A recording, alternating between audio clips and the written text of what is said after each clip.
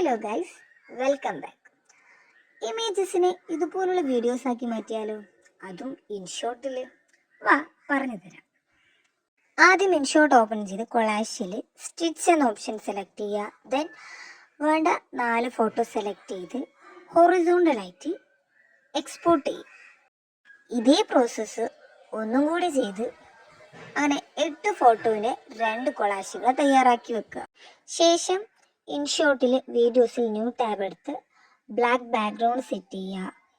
Then ഇതിൻ്റെ ഡ്യൂറേഷനും കൂടി correct ചെയ്ത ശേഷം അതിലേക്ക് PIP എന്ന ഓപ്ഷനിലൂടെ ആദ്യത്തെ കൊളാഷ് ആഡ് ചെയ്യുക. ശേഷം ഈ കൊളാഷ് സ്ക്രീനുമായിട്ട് അഡ്ജസ്റ്റ് ചെയ്ത് വെക്കുക. ദെൻ അടുത്തതാണ് കീ ഫ്രെയിം. ആദ്യത്തെ ഇമേജ് സ്റ്റാർട്ട് ചെയ്യുന്നിടത്ത് ആദ്യത്തെ കീ ഫ്രെയിമും ദെൻ അവസാനത്തെ ഫോട്ടോ വരുന്ന രീതിക്കായിട്ട് അടുത്ത കീ ഫ്രെയിമും സെറ്റ് ചെയ്യുക.